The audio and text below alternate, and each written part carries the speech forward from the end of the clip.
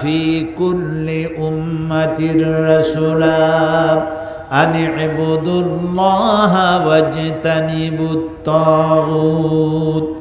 আল্লাহ তাআলা বলেন এমন কোন জাতি নাই যার কাছে নবী পাঠাই নাই।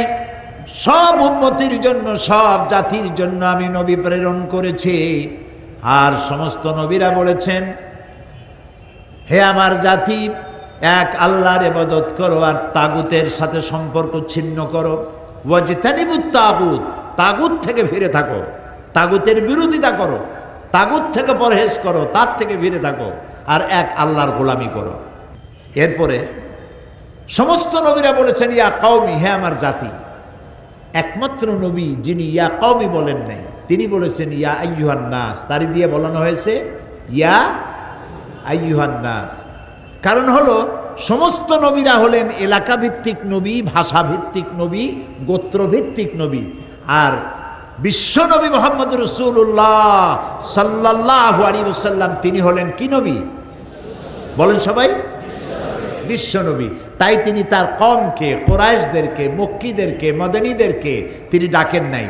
তাকে দিয়ে আল্লাহ বলেছেন ইয়া আইয়ুহান নাস উবুদু রাব্বাকুমুল্লাযী খালাকাকুম ওয়াল্লাযীনা মিন ক্বাবলিকুম লাআল্লাকুম তাত্তাকুন। তাকে দিয়ে আল্লাহ বলেছেন ইয়া আইয়ুহান নাস, হে মানব মণ্ডলী। কারণ রাসূলের পরে আর কোন নবী, বলেন, আর কোন নবী আসবে না, আর কোন নবী আসবে না। লা নাবিয়্যা বা'দি ওয়ালা রাসূলা, নবীও আসবে না, কিতাবও আসবে না। তাকে দিয়ে বলানো হলো উবুদু রাব্বাকুম, তোমরা তোমার রবের ইবাদত করো, দাসত্ব করো, গোলামি করো। কেন? আল্লাযী খালাকাকুম, কারণ তিনি তোমাদেরকে সৃষ্টি করেছেন। ওয়াল্লাযীনা মিন ক্বাবলিকুম, আর তোমাদের পূর্বে যারা আসছিল তাদেরকেও তিনি সৃষ্টি করেছেন। তাহলে এই ইবাদতটা আমাদের বোঝা দরকার, যে ইবাদতটা কি, যে জন্য আমারে বানানো হলো, আমি সেই উদ্দেশ্যই বুঝলাম না, তাহলে আমার জীবন কি সুন্দরভাবে পরিচালিত হবে? জবাব চাই হবে? হবে না। সারা রাত আমি বক্তৃতা করতে পারবো ইবাদতের উপরে, কিন্তু আমি তা করবো না। সারা রাত তো কষ্ট দেওয়ার কোনো মানে নেই। আপনি যদি বলেন এক কথায় বুঝায় দেন, আমি এক কথায় বুঝাচ্ছি। কি সেটা?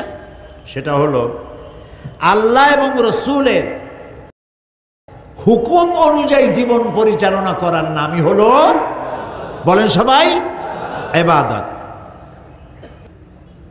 আল্লাহ 3 সময় নামাজ পড়তে নিষেধ করেছেন। সেজদা দেওয়া যাবে না 3টা সময়, 3টি সময় সেজদা দেওয়া যাবে না, নামাজ পড়া যাবে না। যখন সূর্য মাথার উপরে আসে, যখন সূর্য উদয় হয়, যখন ঠিক অস্ত যায়, এই সময় সূর্য পূজারীরা সূর্যকে পূজা করে। আমার ইবাদতটা যেন ওই রকম না হয়, সেই জন্য এই 3 সময় নামাজ পড়তে নিষেধ করা হয়েছে। এই 3 সময় নামাজ না পড়াটাই ইবাদত। বুঝে আসছে কথা? নামাজ পড়ো ইবাদত, না পড়ো ইবাদত। রোজা রাখাও ইবাদত, রোজা না রাখাও ইবাদত। সারা বছর রোজা রাখবেন, সওয়াব হবে, কিন্তু ঈদের দিনে রোজা রাখতে পারবেন না, হারাম। এই দিন রোজা না রাখাটাই, বলেন, ইবাদত। তাহলে আপনার কোনো কাজ ইবাদত ছাড়া নাই। ইবাদতের মধ্যে সবটাই শামিল। আপনি সকালবেলায় চাষ করতে যাচ্ছেন, জমিন চাষ করে না সিলেটের মানুষেরা? করে কিনা? ফজরের নামাজ পড়েন, তারপরে চাষ করতে গেছেন, জমিন চাষ বিসমিল্লাহ বলে হাল চাষ করতেছেন। যতক্ষণ না আপনি বাড়ি ফিরতেছেন, ততক্ষণ পর্যন্ত এই চাষের কাজটা আপনার ইবাদতের মধ্যে শামিল হয়ে যাবে। কারণ আপনি রুজি কামাচ্ছেন, আপনি ব্যবসা করতেছেন। হালাল ব্যবসা করুন, মিথ্যা কথা বলবেন না। গতকাল বলি নাই? এ দেখেন সূরা জুমায় আল্লাহ তাআলা বলছেন ফাইজা কুদিয়াতিস সালাতু ফান্তাশিরু ফিল আরদ ওয়াবতাগু মিন ফাদলিল্লাহ। যখন তোমার নামাজ আদায় হয়ে গেল, তখন বেরিয়ে পড়ো, বসে দেখো না, বেরিয়ে পড়ো। ফান্তাশিরু ফিল আরদ, ছড়িয়ে পড়ো আমার জমিনের উপরে। ওয়াবতাগু মিন ফাদলিল্লাহ, ফাদলিল্লাহ হচ্ছে রিজক, রিজেক অনুসন্ধান করো। সুবহানাল্লাহ কোন? রিজেক অনুসন্ধান করো। নামাজ পড়া হয়ে গেছে, বসে থাকো না, এখন তুমি রিজেক অনুসন্ধান। আপনি অফিসে বসবেন, অন্যের চাকরি খাবেন না? আপনার পছন্দ নয়, আপনার দলের নয়, এরকম লোক বলে আপনি বদলি করবেন, খাগড়াছড়ি পাঠাবেন, আল্লাহও কিন্তু আপনারে বান্দরবন পাঠাইতে পারে। এই কামটা করবেন না। এই রকমের প্রতিশোধ পরায়ণ যারা হয়, আল্লাহ তার থেকে বেশি প্রতিশোধ পরায়ণ, আজিজুন যুনতিকাম। আল্লাহ প্রচন্ড প্রতিশোধ গ্রহণকারী। নমরুদরে জুতা দিয়ে পিটাইছিলেন যে আল্লাহ, সে আল্লাহ কি আছে? আর যারা জবাব দিলেন না তাদের তুই মানের প্রশ্ন। সেই আল্লাহ আছে, প্রমাণ হয়ে গেছে না? নমরুদরে যে জুতা দিয়ে যিনি পিটাইছিলেন সেই জুতা কার কপালে মারছে আবার? সুবহানাল্লাহ। আজিজুন যুনতিকাম। আল্লাহর বান্দাদের উপরে যারা জুলম করবে, অত্যাচার করবে, নিজের ক্ষমতাকে পাকাপোক্ত করার জন্য মানুষের উপরে জুলম আর অত্যাচার যারা করবে, জুতা রিজার্ভ থাকবে কিয়ামত পর্যন্ত। চীনের প্রধানমন্ত্রীর কপালও হয়েছে একটা, জুতার কদর খুব বেড়ে গেছে। প্রিয় ভাই সব, তো আপনি অফিসে কাজ করতে গেছেন, বিসমিল্লাহ নামাজ পড়ে, ফজরের নামাজ পড়ে অফিসের কাজে গিয়ে বসেন, হালালভাবে কাজ করেন, কার চাকরি খাবেন না, মাতবাড়ি দেখাবেন না যে আমি অমুক তমুক, আমার চেনো আমি কে? আরে তুমি সলিবুদ্দি, তুমি আর কেনা, আজ এসো কাল নাই। মানুষ অতীতকে ভুলে যায়। পণ্ডিত জওয়াহরলাল নেহরু কোন দেশের প্রধানমন্ত্রী ছিলেন?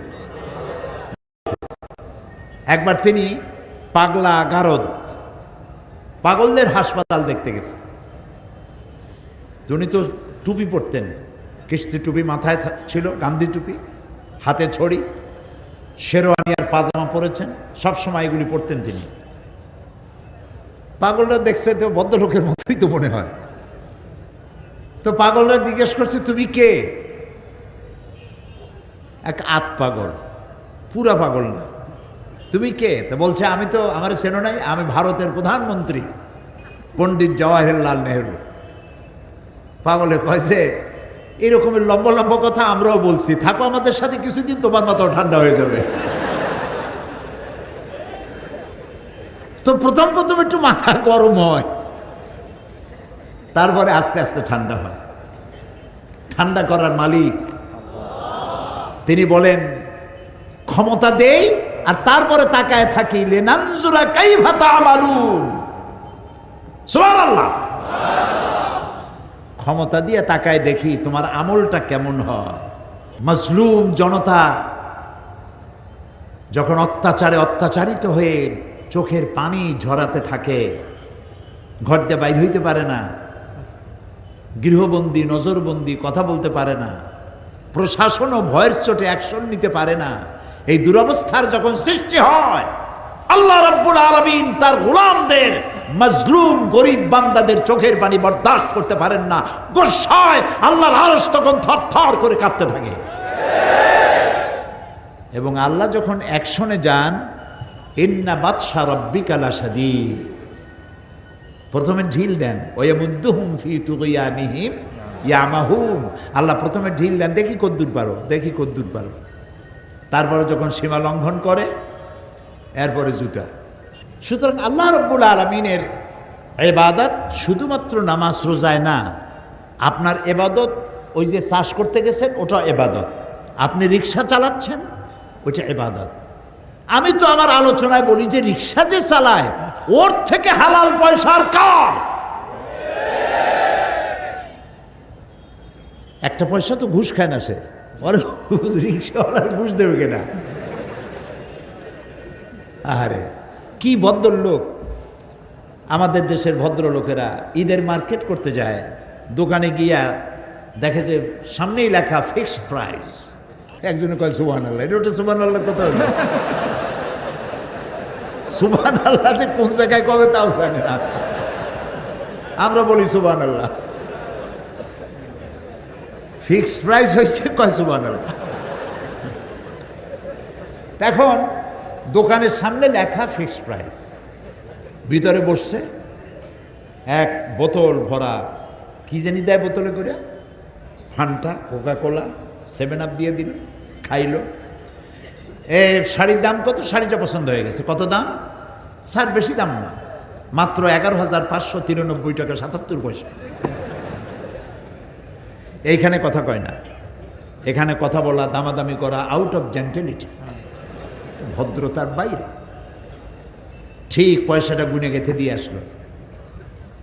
এই 11,593 টাকা 77 পয়সা শাড়িটা কিনে যখন রিক্সা উঠলো, গাড়ি আনতে ভুলে গেছে সাহেব, রিক্সা উঠলো, রিক্সা চালায় নিয়ে কয় স্যার যাবো কোন দিক?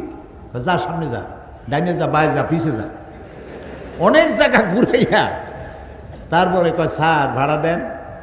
5 টাকা দিল। স্যার এত দূর ঘুরাইলেন মাত্র 5 টাকা? হ্যাঁ বেটা, রেড বই দেখা, এই পর্যন্ত 5 টাকা, এই তো বেশি দিছি, রেড বই দেখা কত বেশি দিতে হবে। ওইখানে 11,000 টাকা দিয়ে আসলো, তখন বলে নাই যে এত বেশি নিচ্ছেন কেন। এইখানে এই বেচারা যে কষ্ট করলো, ওর 5 টাকা দিতে বড় কষ্ট হইল। আল্লাহ রাসূল বলেছেন আল কাসিব হাবিবুল্লাহ, সহস্তে যে উপার্জন করে খায় সে আল্লাহর বন্ধু।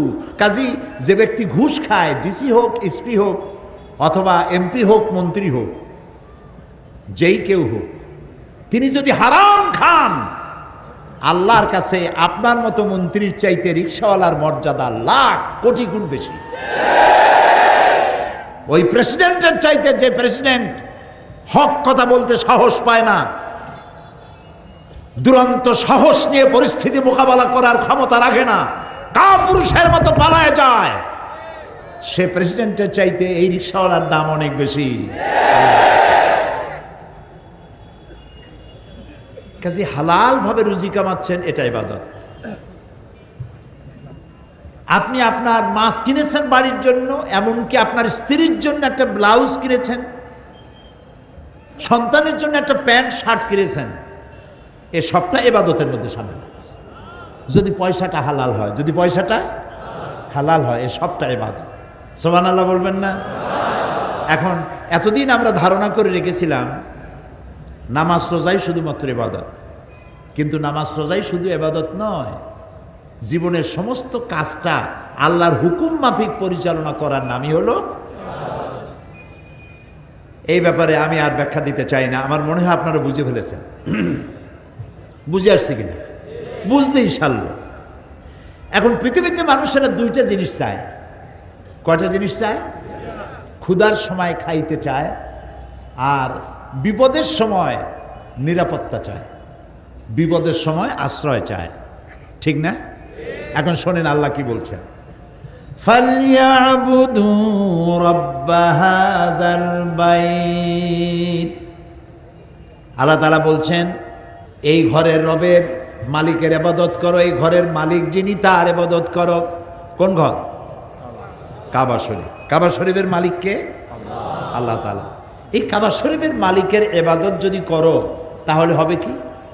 আল্লাযী আত'আমাহুম মিন জু'ইন ওয়া আমানাহুম মিন খাউফ। এই ঘরের মালিকের ইবাদত যদি করো, আল্লাযী আত'আমাহুম মিন জু', তোমার যখন ক্ষুধা লাগবে তিনি তখন তোমাকে খেতে দিবেন। সুবহানাল্লাহ। ওয়া আমানাহুম মিন খাউফ, আর যখন ভীত সন্ত্রস্ত হবে তুমি, তখন এই ভীতির সময় তোমাকে নিরাপত্তা প্রদানের মালিক আল্লাহ রাব্বুল আলামিন, তিনি তোমাকে নিরাপত্তা দিবেন। তো দুনিয়ায় তুমি আর ক্ষুধার সময় খেতে চাও, ভীতির সময় নিরাপত্তা চাও, ইবাদত করো। এখন প্রশ্ন উঠতে পারে ইবাদত কতদিন করব? আল্লাহ তাআলা বলেছেন, এই কোরআন শরীফে বলে দিয়েছেন, ওয়াবুদ রব্বাকা হাত্তা ইয়াতিয়াকাল ইয়াকিন। ইবাদত করো যতক্ষণ পর্যন্ত তোমার মৃত্যু তোমার কাছে না আসতেছে, ততক্ষণ ইবাদত করতেই থাকো। এখন মৃত্যুর পরে আমরা কি জান্নাতে যেতে চাই? দেখেন কিছু কিছু প্রশ্ন আছে যে প্রশ্নের জবাব সাথে সাথে দিতে হয়, আর যারা দিতে পারেন না তারা কিন্তু প্রশ্নবোধক হয়ে যান। আমি প্রশ্ন করেছি, মৃত্যুর পরে আমরা কি জান্নাতে যেতে চাই? হ্যাঁ, এবার বোঝা গেল যে সবাই চান। তাহলে কি করবেন? ওই দেখেন একই কথা। আল্লাহ রাব্বুল আলামিন বলেন, ফামান কানা ইয়ারজু লিকাআ রাব্বিহি ফালইআমাল আমালান সালিহান ওয়ালা ইউশরিক বিইবাদাতি রাব্বিহি আহাদা। যদি তোমাদের মধ্যে কেউ তার রবের সঙ্গে দেখা করতে চায়, মালিকের সঙ্গে দেখা করতে চায়, আল্লাহর সঙ্গে দেখা করতে চায়, দুইটা কাজ করো। কয়টা কাজ? ফালইআমাল আমালান সালিহা, নেক কাজ করো, ভালো ভালো কাজ করো। ওয়ালা ইউশরিক বিইবাদাতি রাব্বিহি আহাদা, আর আল্লাহর ইবাদতের মধ্যে কারোর সাথে আল্লাহর সাথে শরীক করো না। শিরক থেকে বাঁচো, আল্লাহর ইবাদত করো, ভালো ভালো কাজ করো, নেক কাজ করো। নেক কাজ কি? যে কাজে আল্লাহ খুশি হন। এমন কি আপনি যদি একটু হেসে দিয়ে কথা বলেন, সেটাও নেক কাজ। সুবহানাল্লাহ। নবী করিম সাল্লাল্লাহু আলাইহি ওয়াসাল্লাম বলেছেন, হাসি মুখে যদি কথা বলো, একটা সাদকা দেওয়ার সমতুল্য সওয়াব হয়ে যাবে। আহারে, কত সওয়াব পথে পথে ঘোরে, আমরা ধরতে পারি না। তো আপনার আমার সব কাজ হলো ইবাদত। ভালো কাজ করেন। ওই যে বলছি, রাসূলুল্লাহ বলেছেন হাসি মুখে কথা বলবেন, তো একটা কি হবে কন্যা, একটা সদকা দেওয়ার সমতুল। আচ্ছা, সদকা কি দিয়া হয় সিলেটে? মুরগি দিয়া সদকা হয়? হাঁস দিয়া? কি দিয়া? নিম্ন একেবারে সর্বনিম্ন কি দিয়া সদকা হয়? আরে কপাল, তাও কয় ডিম দিয়ে বলে সদকা। এইগুলো শিখাইছেন আপনারা? ওরা বলছেন আমরা এটা শিখাই নেই। আরে ভাই, ডিম দিয়া সদকা হয় না, মুরগি দিয়া সদকা হয় না, সর্বনিম্ন একটা ছাগল। কি ফতোয়ায় সর্বনাশ করছে, ডিম দিয়া সদকা দেবেন? নাউজুবিল্লাহ। তো সর্বনিম্ন একটা ছাগল। একটা ছাগলের দাম কত বলে? 3000 টাকা। 3000 টাকা খরচ করে একটা ছাগল সদকা দিলে যে সওয়াব, আল্লাহর বান্দার সাথে হাসি মুখে কথা বললে সেই সওয়াব। সুবহানাল্লাহ। অনেক লোক আছে হাসতে পারে না, খামোখাই গম্ভীর, খানিকটা কুম্ভীর টাইপের, কথাই কয় না, এত মুখ মলিন, মনে হয় যেন তার বাপ দাদা 14 গোষ্ঠী গতকাল কলের হয়ে সব মরছে। আরে ভাই, আপনি উপকার করতে না পারেন, হাসি মুখে কথা তো কম, এটাও সওয়াব। আল্লাহ বলেছেন মানুষের সঙ্গে ওয়াকুলু লিন্নাসি হুসনা, মানুষের সঙ্গে সুন্দর সুন্দর কথা কও। সুবহানাল্লাহ। ইবাদত রাস্তায় রাস্তায় ছড়ানো, পথে ঘাটে ছড়ানো, আপনি সংগ্রহ করতে জানলেই হইল। সুবহানাল্লাহ। আচ্ছা, তাহলে আমরা ইবাদতের একটা চৌহদ্দি বুঝে ফেলেছি, বুঝি নাই? আল্লাহর হুকুম মাফিক, রসুলের হুকুম মাফিক জীবনযাপন করার নাম হলো ইবাদত, আর এইটা না করার নাম হলো নাফরমানি। এটা না করার নাম হলো নাফরমানি। এখন আমরা বুঝলাম, দুনিয়ায় যদি খাইতে চাই, নিরাপত্তা পেতে চাই, আল্লাহর ইবাদত করতে হবে। আমরা যদি আল্লাহর সাথে দেখা করতে চাই, তাহলে ইবাদত করতে হবে। আর বেহেশতে যদি প্রবেশ করতে চাই, তাহলে কি করতে হবে? আল্লাহ রাব্বুল আলামিন বলেন, ফাদখুলি ফি ইবাদি ওয়াদখুলি জান্নাতি। আমার গোলামের মধ্যে শামিল হও, আমার বান্দার মধ্যে শামিল হও, আর এরপর আমার জান্নাতে প্রবেশ করো। জান্নাতে যদি, আমরা কি জান্নাতে যেতে চাই? এবার হাত তুলে দেখেন, জান্নাতে যেতে চাই? আলহামদুলিল্লাহ বলেন, হাত নামান। জান্নাতে যদি যেতে চাই, ফাদখুলি ফি ইবাদি ওয়াদখুলি জান্নাতি। কে বলছেন? বলেন আমার আল্লাহ। কে বলেছেন? আমার আল্লাহ, আমার আল্লাহ, আমার রব, আমার মালিক। তিনি বলছেন ইবাদতের মধ্যে শামিল হও, আমার গোলামের মধ্যে শামিল হও, আর এরপর আমার জান্নাতে চলে যাও। সুবহানাল্লাহ।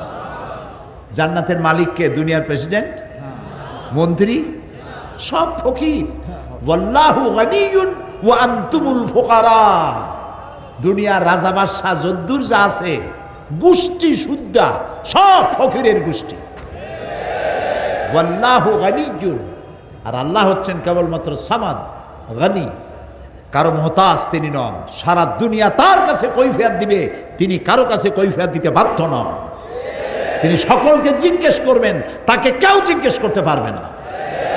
সবাই তার সামনে ফকির, আর তিনি হচ্ছেন গনি। সুবহানাল্লাহ।